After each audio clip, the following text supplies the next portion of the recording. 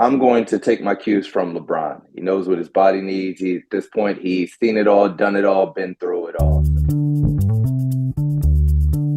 Greetings and salutations, and welcome to the Odd Coaches Podcast. I am your host, Dr. Keith Adams, and with me today, heck of a squad with my cavalcade of stars, starting with point guard extraordinaire, G. Sumner. G, how are you, sir?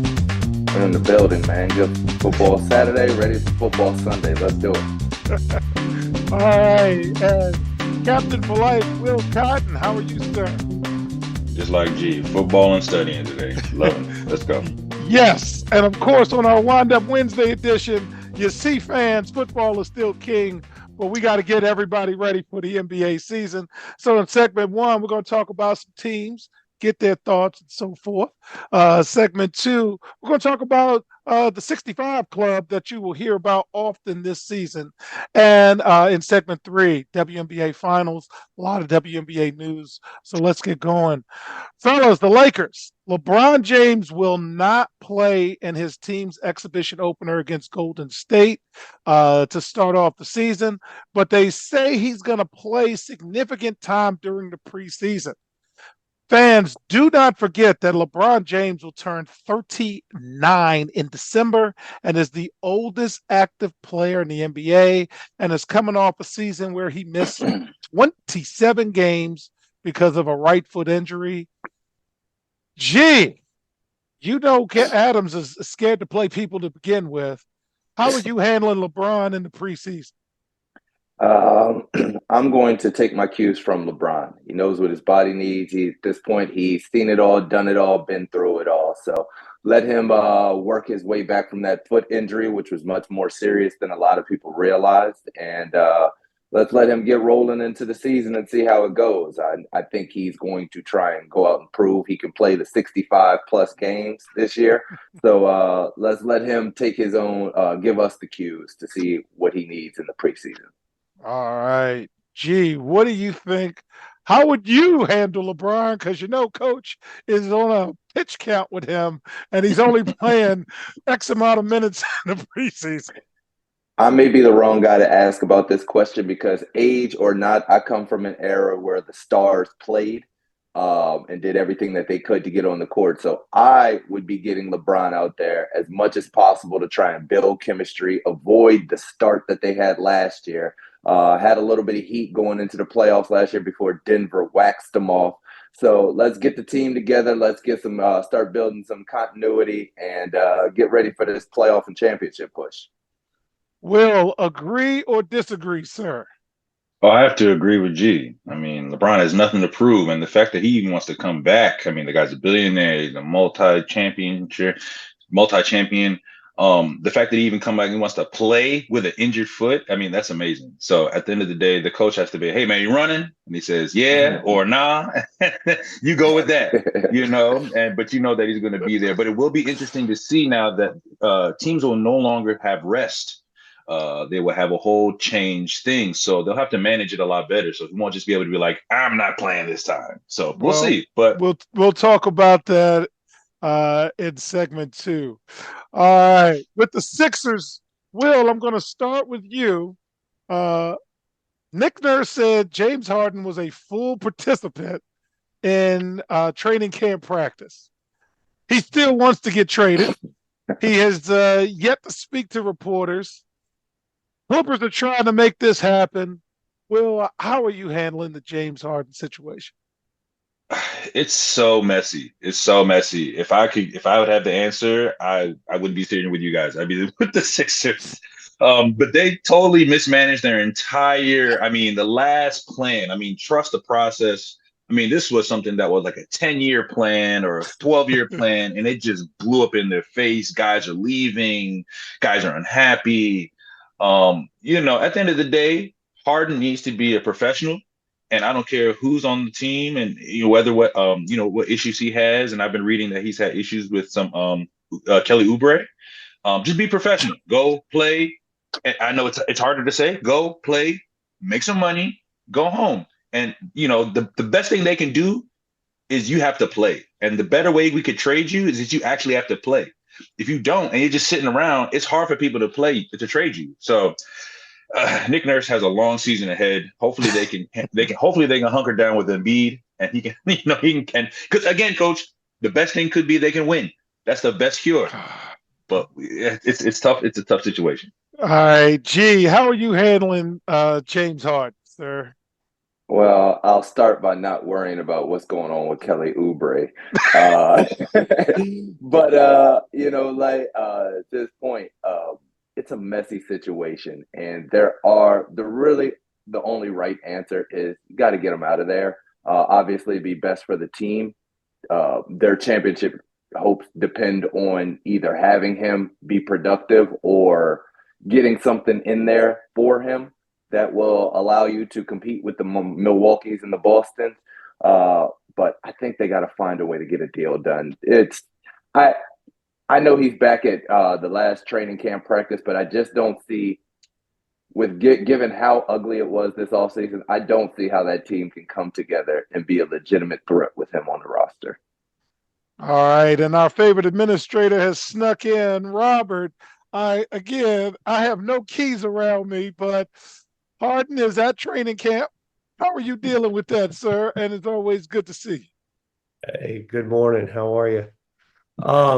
Hey, he put his keys on the table. You got to take them. Take them. It's man, it's there's no way this ends well. It's just a question of how it ends badly. I don't know what they're doing. They need to get him out of there because there's no way they need to move past that already. Yes. All right, so we're gonna go to Boston. So Boston acquired Jrue Holiday from Portland. Great pickup. They got like no post players. So, G, I'm going to start with you. Boston's going to be in the top two in the East. Okay, that's not what we're talking about. Well, who's guarding the post if you get out of the East? Because Denver and a couple other guys, a couple other teams have posts that they have to deal with. What are your thoughts on the Celtics with their latest pickup? I love the pickup. I love the addition. My only concern, like you, was giving up Robert Williams. I thought that was a big piece of that trade, and given their ability to stockpile draft picks and acquire talent, have a hard time imagining there was no way they could get that deal done without giving up Robert Williams. Let's look forward to the Joel Embiid, Jason Tatum matchup in the post coming up this season. But I don't think it'll stop them from being top two in the East. Like you said, it makes them that much more dynamic defensively on the perimeter. So we'll have to see how the post defensive aspect affects them if Porzingis can stay healthy. But it won't affect their ability to compete for a championship. All right, Robert. Boston gave up Malcolm Brogdon, the reigning sixth man of the year, Robert Williams, along with 2 first-round draft picks. But Holiday joins Tatum and Brown. What do you think, man? They can't guard a post. Exactly. Who's going to guard the post? Jokic don't get out of there. you got to go through. You got to go through Giannis. You got to go through Embiid. Who's going to guard those guys? And I mean, who's going to guard those guys? That's what it comes down to. I mean, you have a nice core. I mean, that's a modern day reincarnation of Run TMC from back in Golden State days, right? But who's going to guard the post? I don't know what they're going to do with that. They're going to have to figure that out. Robert, in the break, will tell you why that popped, both G and myself. Will, what do you think about the Celtics winning the whole thing? We know they're going to be in the top two. We know they're going to be in the mix, but that's a big gap. And is Porzingis the guy to guard the post? He's never been the guy. Anywhere he's never been the guy. New York, Dallas, Washington. He's just never been the guy. It's unfortunate that his foot hurts because that's another issue that they got to kind of manage through the season. because if your feet are done, you can't play. My colleague said the same thing. There's no need to harp it. But I think they kind of panicked. I don't think they needed to add add Holiday. On the expense of Robert Williams. And Robert said it's going to go through Embiid. It's going to go through Giannis. I think they panicked. To be honest, they'll be top two, but once it gets to the playoffs and you need to get rebounds and you need to get stops and you need to be rim protectors, they won't have that unless they somehow get this trade mid-season and they get a big pickup. I don't see it going to be a long playoff run for them. All right. Finally, in this segment, Team USA. It's amazing what losing does to your energy level. Philadelphia 76ers star Joel Embiid, the NBA's reigning MVP, has committed to play for Team USA in Paris. He informed Grant Hill last week. Grant Hill's excited. Embiid's excited. But let's all remember, folks, if Fowler was here, he would chime in. Embiid was born in Cameroon, and he holds French and American citizenship and has been at the center of an intense recruiting battle. But Embiid picked Team USA. G, as somebody who knows international basketball, does this make Team USA the prohibited favorites to win the gold medal in Paris? I'd say so. The U.S. would be the prohibitive favorites, whether we got Embiid or not. That said, you're coming off a FIBA championship where you did not medal. And so we're seeing that reaction that we get from USA basketball when we lose, which is we're sending the troops. We're sending everybody. And so Embiid will be the welcomed addition to make sure that we beat everyone by 25. That said, I'm kind of disappointed. I know there were pushback from Tony Parker and some other French people who didn't want him playing for France's team. I would have liked to see him play for Cameroon. I want to continue to see some of those African nations grow with their international programs. And I think missed an opportunity to help develop that Cameroonian team. All right. Will, are we winning now? Yeah, I mean, if anything in USA does, we outsource.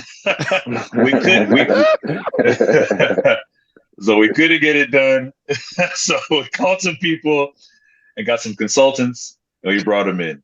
So I mean, come on, it's not. It's it's funny. We put in. We say, okay, we got these good guys. We're going to grow. We're going to build. We're going to get a young guy team. We're going to do our things. And the guys were talking trash. And Brandon Ingram didn't want to play, and he wanted more minutes. And Austin Reeves somehow became Kobe Bryant somewhere. And people talking about he's like, oh, he's amazing. And and they lose. And then not only. It wasn't just like, oh, we're going to add one or two guys. They added like 5 Hall of Famers. It's comical. It's like call the troops or something. But yeah, I expect them to win. Unfortunately, it's going to be a lot less interesting. And like G said, I wish some of these players would have went to their teams. I'd be going to Cameroon, or even just. Come on, guys! Like, just make it more fun. Nobody wants to see 40 win. I'm good. I'll watch it. Team USA, but Robert, you will have the final word, sir. They have made some team roster adjustments. What do you think, man? It makes them the favorite. Like Will said, it makes it a lot less interesting. Okay. What does it say for the state of the American big man? We've had that conversation over the last 3 years, Robert. Shall we? Oh, yeah. All right. So, fans, when we get back, we're going to have the conversation and explain to you a year-long term you're going to hear about the 65 Club. We'll be right back on the Odd Coaches Podcast. Why should student athletes use the CKA Save Project academic and athletic consulting services? Over the past 15 to 20 years, colleges, universities, professional sports teams, business organizations, and others have increased their use of consulting services to improve their decision-making processes and results. Over the same time, the athletic and academic landscape has changed for high school and college student athletes as the NCAA has raised initial academic eligibility requirements for student athletes while decreasing the number of transfer restrictions. Former college student athletes have noted that they were academic and athletically unprepared for the rigors of college. Let the CKA SAVE Project's close to 30 years of academic and athletic experience help guide student athletes to increase success as we work to help student athletes achieve the goal of obtaining a college degree. For more information, contact Dr. Keith Adams by email at cka@ckasaveproject.org.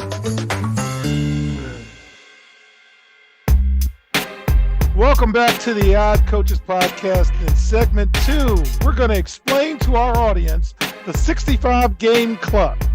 So due to load management and a multitude of other factors, most top players play between 60 and 65 games a season. Thus, that's where the term the 65 club came. So the NBA format for the playoffs has not changed in the last few years. The top 6 teams are guaranteed a spot. Teams 7 through 10 play in the play-in tournament, and the bottom 5 teams are in the lottery. So the NBA is doing more to get people to play. So now we have an in-season tournament that a lot of people, I don't know how these guys feel. They have a chance to chime in on it. I'm all for it. They like it. And they have added some rules. Robert, you see the admin in me, that adds, quote, restrictions and punishment on load management. You've got players like Kawhi Leonard who want to play, but they've been injured and they're protecting themselves as an asset.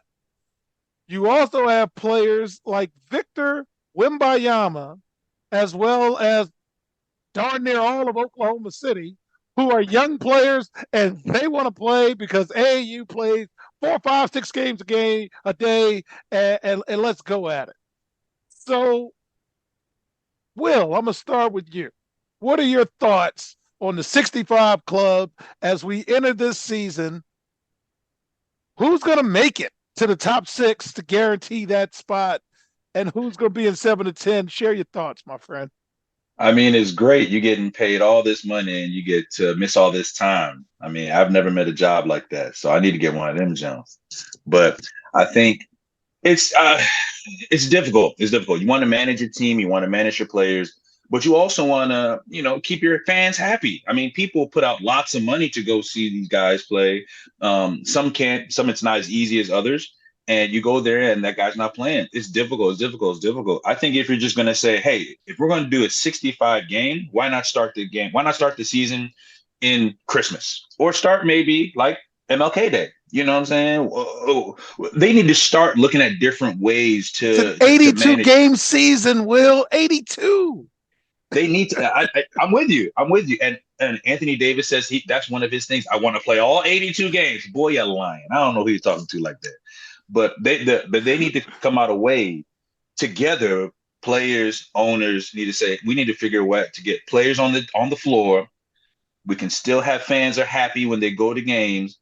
And maybe the solution is 65 games. Start at Christmas. Start a new year. I mean, if the new issues that were coming with injuries and we're saying load management is not working because Kawhi was on load management all year.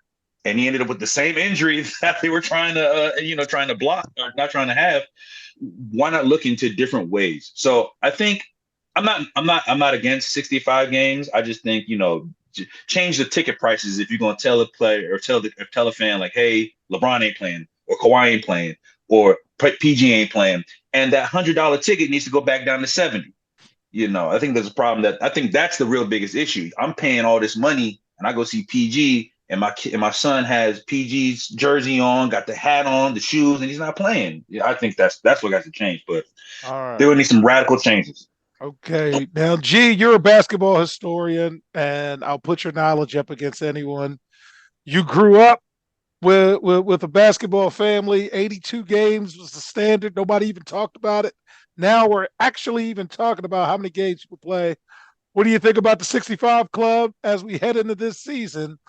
What kind of impact do you think is going to have guys playing minimal time. I'm not gonna lie, I love it. Like I love the 65 rule. I'm tired of watching the top 3 players on every team sit out in late March and early April from games. It's tough for the NBA to sell this to the fans. I mean, it's a fan driven move, I believe, to keep the interest through the full 82 games. You're seeing things like in season tournaments, like you mentioned, all geared at not just obviously the money is the main motivator, but also protecting the product. And you don't want to see. I'm so nervous for Wembanyama. I think San Antonio is a good fit, but Greg Popovich is a notorious load man. I think he invented it, and so I don't want to see the 20-year-old rookie playing 55 games. No, let's get him out there. And I think it will have an impact. You may see some more injuries. Guys who are playing more games than they're accustomed to may go down and tweak an ankle or something like that. But I'm not going to feel sorry for someone making $35 to $40 million a year. Like Will said, no other job has this luxury. You know, if you get sick on the job, you take your sick time and you come back. We're not going to rest you and hope that you don't get sick again. So I love it. I want to see everybody playing as many games as possible when they're healthy. So, yeah, I'm a fan. So real quick, Robert, before you chime in, it's not an NBA rule. It's something that I've looked at, and it's the club. And if you've looked the last few years, fans, you have seen all of the quote stars play around this number. So I don't want y'all to be going to your local teams and saying, there's the rule. No, no, no. There's a bunch of y'all who just play about 65 games, and that's going to impact playoff seeding.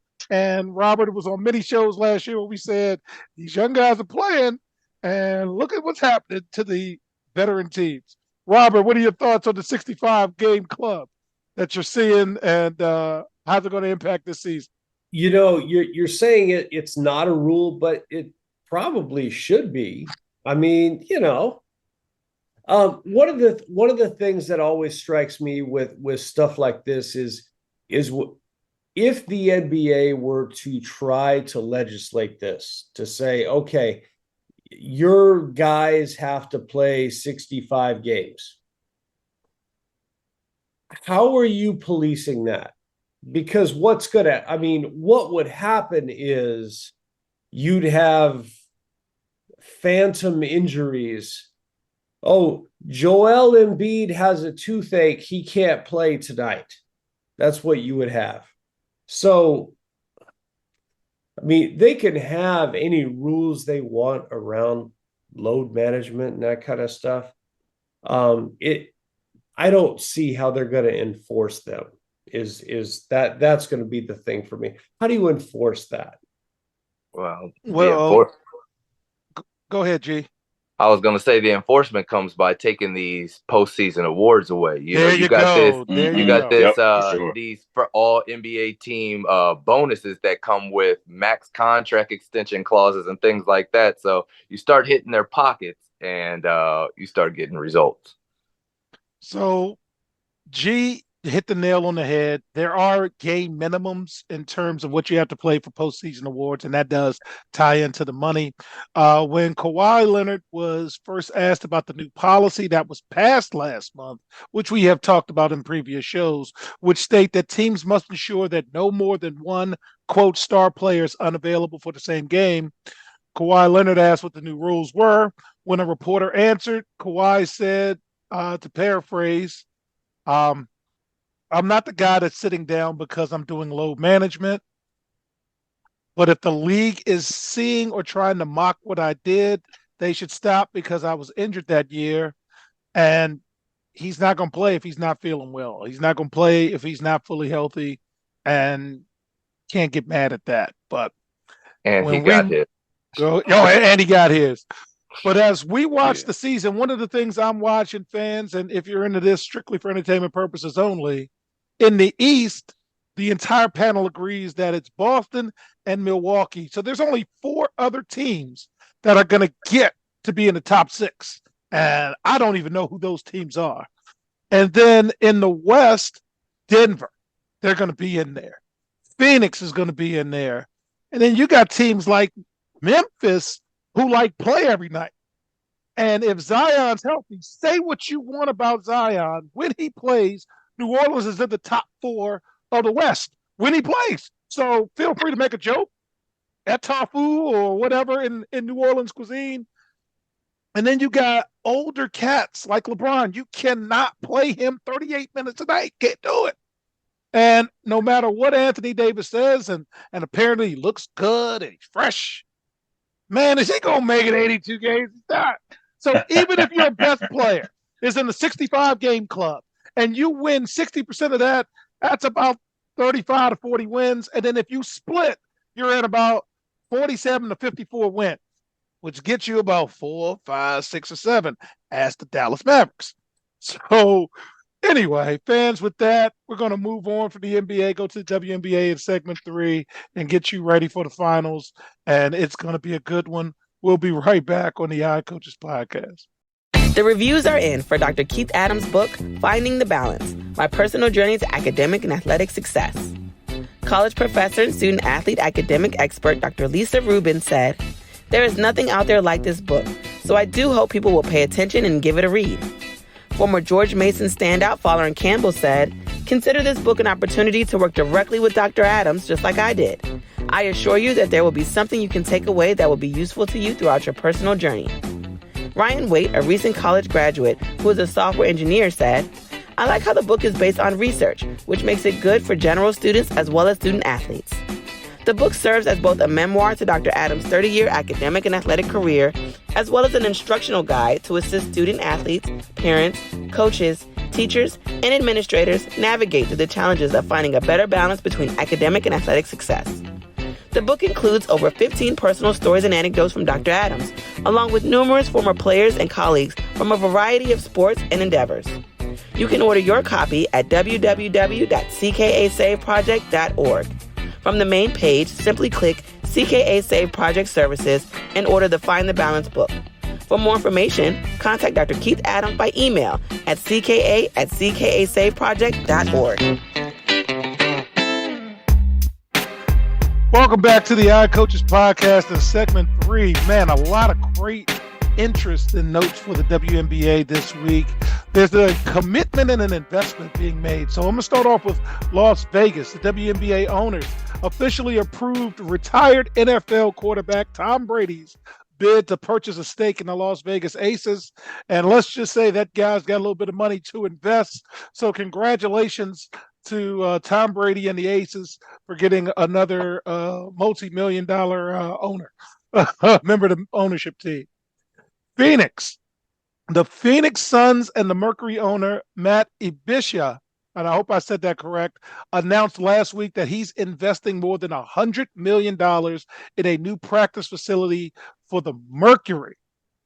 The Mercury is getting a $100 million practice facility. So free agents, they're going to Phoenix, okay?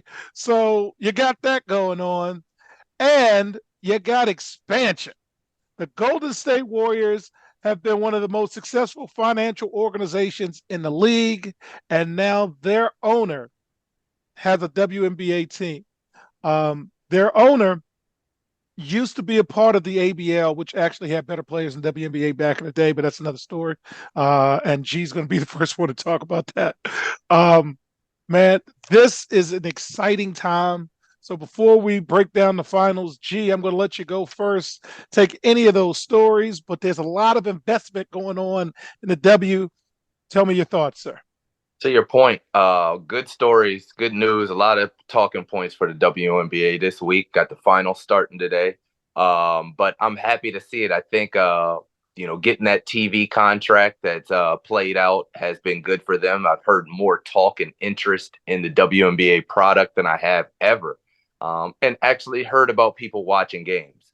And now the next step is expansion and investment in these facilities and in the players and all around the game. So they're headed in the right direction. I think the Golden State market was a great one to take advantage of and kind of continue your expansion there. Good basketball market, great facility that they have there. So it's all good news. I am happy to hear the ABL shout out. My sister's drafted into the ABL, so had to shout that out. They did have better players. They did have better players. And Lacob over there in Golden State was actually a part of the WNBA. Of the ABL. Yes. And so getting another shot at this, I think he's learned what he needs, and it's going to be good for the league. And he shouted out and said he's going to win a title in 5 years. Robert, you're a proponent and a fan of women's athletics, basketball in particular. Your family members are involved. What are your thoughts about these news and notes from the WNBA this week? I'm excited to see it. I really am. And I have to be honest, I knew there was an ABL. I don't know as I ever saw an ABL game. And part of that I think comes from the fact that the NBA got behind the WNBA, and that's why they survived. That's it. That being said, I mean, the expansion of the WNBA is nothing but good news. My brother and I were talking. My brother is a girls basketball coach at Las Cruces Centennial High School in New Mexico. And he and I were talking, and there was a first round draft pick. She got drafted 2 years ago, and she's had a rough go of it, and she got cut because there's nowhere on the roster to keep somebody who's a first round draft pick who's had a rough go for 2 years. And that's not, I don't think that's the way anybody wants the league to work. So the expansion is really good news. I'm excited to see it. I think it's going to be great. All right. Will, any thoughts before we get to that playoff finals? Oh, I love it. Everything that's going on with the WNBA is going on. I mean, everything from now they're putting money into the actual franchises. Now they're in, the 2K, the video games, are getting the exposures. The only thing to kind of add is that all the women's players now, they're not going to be the ones that see the fruit fully, but it may be, our daughters, neighbor, friends like that, kids in their younger age who be the ones that are going to be $50 million, $60 million. Those are the ones that they're kind of setting up the foundation for them in the future. And it's just great to see that foundation building, and we'll be that guys, but like, remember when WNBA players played for a sandwich and a cup of coffee, and then, it'll be changed. So it's good. I love it. People are listening, people are investing, and it's just growing, and I love it. Okay. So now we've got the finals we wanted. We've got the Los Angeles Aces trying to repeat as champions. We got the New York Liberty, who have never won the big one. Great documentary on ESPN talking about the history of the Liberty. Go ahead and try to get that in any of your different apps or whatever. Is a really good story. So who's going to win? So Robert, I'm going to start with you. Aces have had trouble beating the Liberty all season. Now the spotlight of basketball is on them. Who do you have, and in how many games? I like the Liberty. Just having watched them, I don't know how you guard them. I mean, they've Brianna Stewart and Sabrina Ionescu, and then you have Courtney Vandersloot also. Between those three, I don't know how you're guarding them. So you got the Liberty. Any game total? 4 or 5? What do you think? I think it'll go 5, but I'm taking the Liberty. Okay. Will, what do you think? Who do you have, and in how many games? Yeah, tell Robert to move over because I'm getting on that bandwagon too.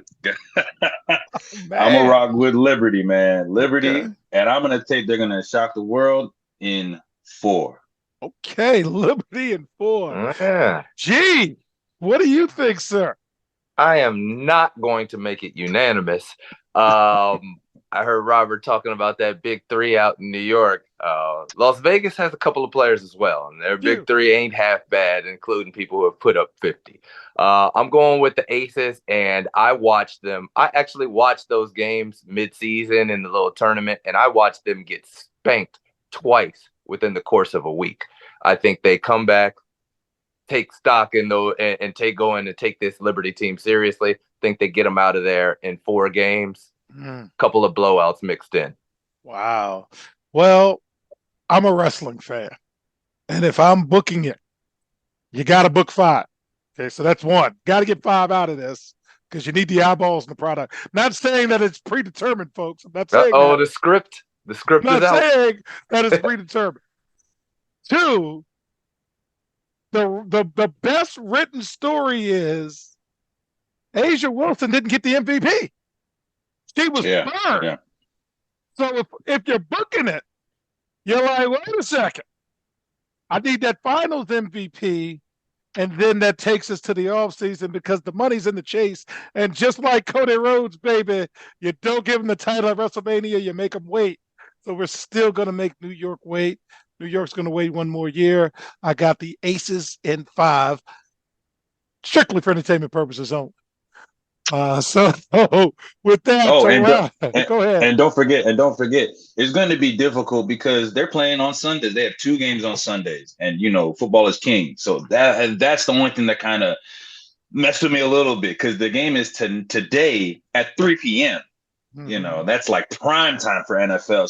So if you have some chance, if you have a picture-in-picture or a split screen, get the WA finals and maybe whatever team. There's no Washington Commander this week, so why not throw Ravens and WNBA? And Game 5, fans, is on Friday, October 20th at 9 p.m. on ESPN. So again, strictly for entertainment purposes only.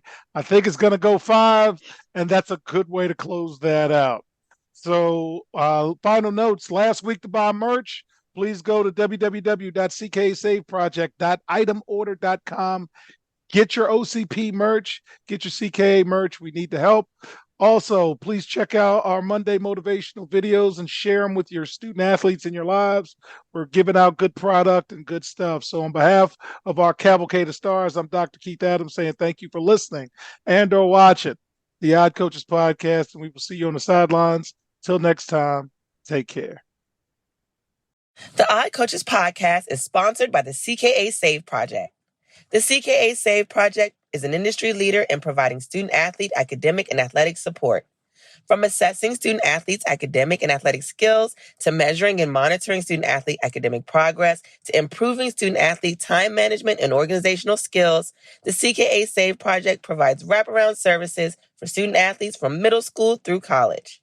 For more information, visit us on the web at www.cksaveproject.org or schedule a free consultation with Dr. Keith Adams by emailing cka@cksaveproject.org. We hope you enjoyed today's show. The Odd Coaches podcast drops new episodes every Tuesday through Friday on most weeks. Make sure you subscribe to the Odd Coaches podcast on Apple Music, iHeartRadio, Podbean, Spotify, and YouTube. Follow the Odd Coaches podcast on Twitter and Instagram at Odd Coaches. Follow Dr. Adams on Twitter and Instagram at CKA Save Project. In addition, follow Coach Mike Francis on Twitter and Instagram at Coach Franchise, spelled Coach Franchize. For more information about the CKA Save Project, please visit them on the web at www.cksaveproject.org. See you next time on the Odd Coaches podcast.